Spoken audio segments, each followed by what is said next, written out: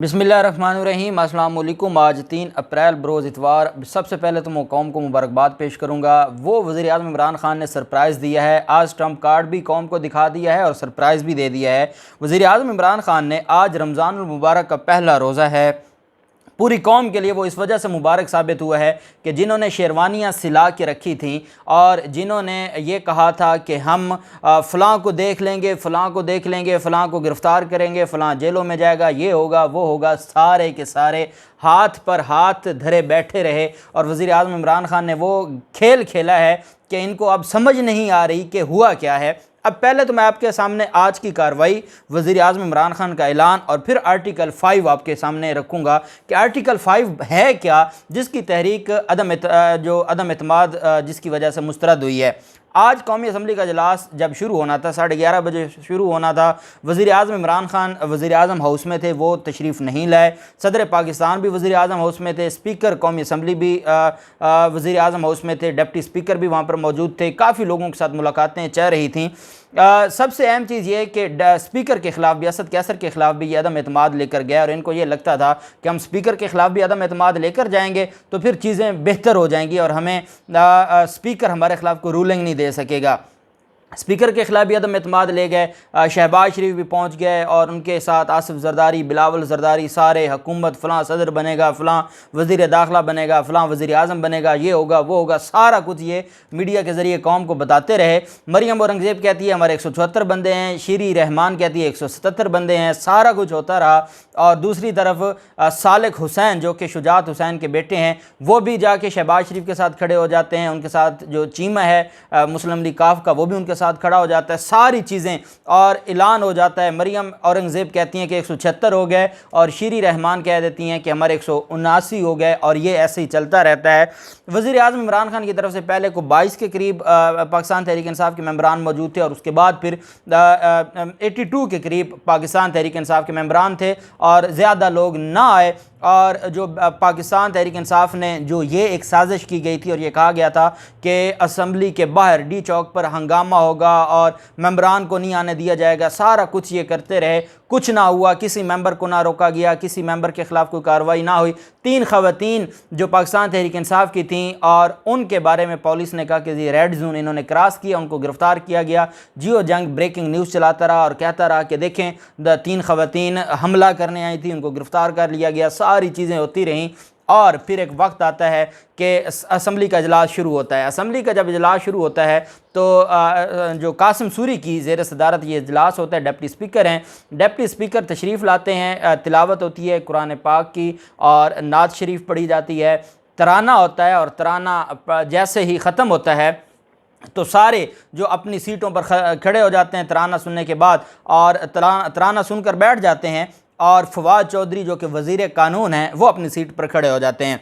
जब वो अपनी सीट पर खड़े होते हैं तो वो आर्टिकल 5 का हवाला देते हैं। कॉन्स्टिट्यूशन ऑफ पाकिस्तान का आर्टिकल 5 कहता है loyalty to state and obedience to constitution and law.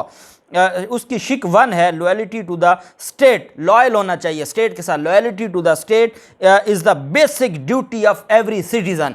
जो अपनी स्टेट के साथ वफ़ादार नहीं है, जो रियासत के साथ वफ़ादार नहीं है, वो इसका मतलब ये है कि वो आइन का ताबेदार नहीं है, वो आइन के मुताबिक काम नहीं कर रहा। लॉयल होना ज़रूरी है, रियासत के साथ लॉयल होना ज़रूरी है। आर्टिकल 5 ये बेसिक रिस्पॉन्सिबिलिटी देता है हर शहरी की, हर सिटीज़न की कि वो अपनी रियासत के साथ लॉयल होगा। उस पर फवाद चौधरी ने कहा कि मैं तहरीक पेश करता हूँ आर्टिकल 5 की और मैं ये बताना चाहता हूँ कि जो अदम एतमाद ये लेकर आए हैं वो आइन की खिलाफ वर्जी है, वो एक आलमी साजिश के तहत लाई गई है, वो बैरूनी फंडिंग से लाई गई है, वो अमेरिका की साजिश से लाई गई है, पाकिस्तान को तबाह करने के लिए लाई गई है, पाकिस्तान की एक मुंतखब हुकूमत को गिराने के लिए लाई गई है, पाकिस्तान को नुकसान पहुँचाने के लिए लाई गई है, पाकिस्तान की सालमियत के ख़िलाफ़ लाई गई है। जब फवाद चौधरी ने यह तहरीक पढ़ के सुनाई तो कासिम सूरी ने फवाद चौधरी की तहरीक को आर्टिकल 5 को, क्योंकि आर्टिकल 5 क्लियर है, लॉयल होना ज़रूरी है to state and obedience to constitution and law, ये आर्टिकल 5 हर सिटीज़न पर रिस्पॉन्सिबिलिटी देता है और हर सिटीज़न को ये जिम्मेदारी है कि आइन के मुताबिक ये करे। हामिद मीर जब से ये तहरीक अदम एतमाद का मामला ख़त्म हुआ है उसके बाद से जियो जंग पर आर्टिकल 5 का सब आर्टिकल 2 पढ़ के सुना रहे हैं। वो भी मैं आपको बताऊंगा कि सब आर्टिकल 2 क्या है। सब आर्टिकल 2 कहता है obedience to the constitution and law is inviolable obligation of every citizen wherever he may be and of every other person for the time being within Pakistan, कि ये हर शहरी की ज़िम्मेदारी है कि वो आइन के मुताबिक हो। हम कहते हैं कि आइन के मुताबिक बाद में है, पहले आती है लॉयल्टी। आपको पहले अपनी रियासत के साथ लॉयल होना चाहिए और उसके बाद अगली चीज़ ये है कि अगर आप रियासत के साथ लॉयल होंगे तो आपके जो कॉन्स्टिट्यूशन के मुताबिक आपको डील किया जाएगा। मैं कहता हूँ अगर कोई भारत है, कोई मुल्क दुश्मन है, वो पाकिस्तान में है, तो क्या हमारे आइन पाकिस्तान के ये जो 28 आर्टिकल हैं, जो फंडामेंटल राइट्स जिनको हम कहते हैं, क्या आप भारतीय शहरी को उठा के दे देंगे? नहीं, क्योंकि वो हमारी रियासत के साथ वफादार नहीं है। रियासत के साथ वफादारी ज़रूरी है। जो रियासत के साथ वफादार नहीं होगा उसका वो ये क्लेम ही नहीं कर सकता कि obedience to the constitution and law is the. हम कहते हैं कि ये ज़रूरी है कि आइन और जो लॉ है उसकी ओबीडियंस होनी चाहिए, लेकिन आपने तो आइन और लॉ की ओबीडियंस की ही नहीं है। आपने तो सीधा सीधा अमेरिका की ओबीडियंस की है। आप तो अमेरिका की ओबीडियंस में लेकर आए हैं इस अदम एतमाद को। आप तो अमेरिका के इशारों पर लेकर आए हैं, अमेरिका के पैसों से लेकर आए हैं।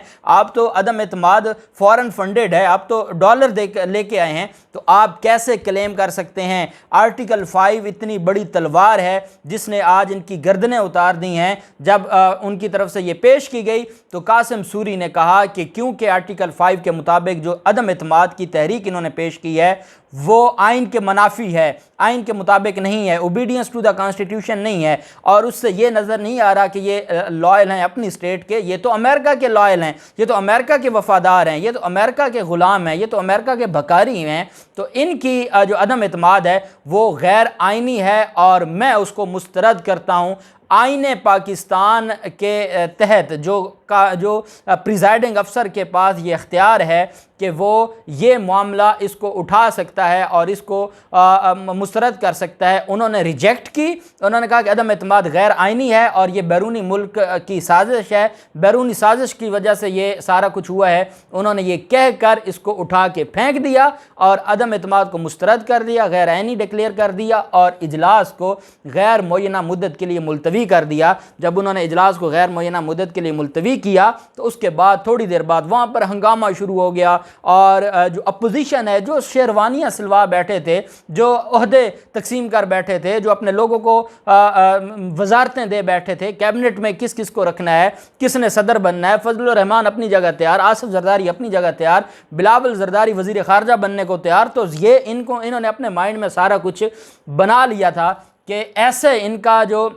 इनके ऊपर छत गिरी है कौमी असम्बली की कि तमाशा लग गया। ये वहाँ पर हंगामा इन्होंने शुरू कर दिया और जियो जंग पर हामिद मीर बैठकर ऐसी सफ़े मातम बिछाई, ऐसा रोना रोया, ऐसा जो है वो मातम किया कि दुनिया। और अब वो कहते क्या हैं कि आइन के ख़िलाफ़ हो गया, जमहूरियत के ख़िलाफ़ हो गया, पार्लियामेंट के ख़िलाफ़ हो गया। ओ भाई, आप आइन के तहत आए थे, आप पार्लियामेंट के तहत आए थे, पैसे ख़रीद कर सिंध असम्बली में शराब कबाब पेश करके जो आपने सारा कुछ किया वो क्या आइन के मुताबिक था? क्या वो जमहूरियत थी? क्या अमेरिका से आपने डॉलर लिए? सिक्योरिटी कमेटी का इजलास था, उसमें बाकायदा जो अलामिया जारी किया गया उसके मुताबिक ये एक बैरूनी साजिश थी। तो अब मुझे बताएं कि ये सारे का सारा जो आपने तमाशा किया, क्या ये आइनी था? क्या ये जमहूरी था? क्या ये पार्लिमानी डेमोक्रेसी में ऐसे होता है? खुदा का खौफ करें, कौम को गुमराह न करें। कौम को आज ये अभी खुशखबरी मिली थी कि साथ ही वज़ीर-ए-आज़म इमरान खान का खिताब शुरू हो गया।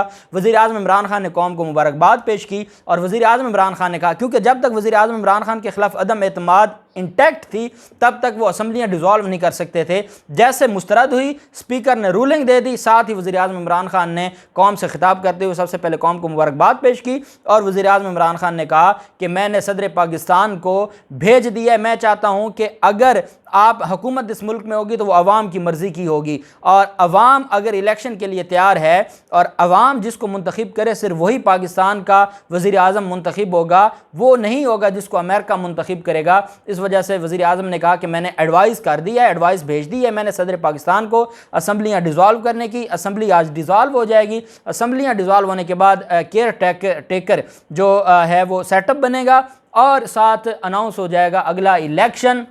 और अगला इलेक्शन मैं आवाम के पास आ रहा हूँ, मैं आवाम को कहूँगा मुझे सिंपल मेजॉरिटी नहीं चाहिए, मुझे आप वो मेजॉरिटी दें कि जिसके बाद मैं आइन में भी तरमीम कर सकूँ, मैं कोई आपकी खिदमत कर सकूँ, मैं इन चोरों का, डाकुओं का, करप्ट लोगों का मुकाबला कर सकूँ। वज़ीर आज़म इमरान खान ने आज कौम को खुश कर दिया है, पूरी कौम को मुबारकबाद पेश की है।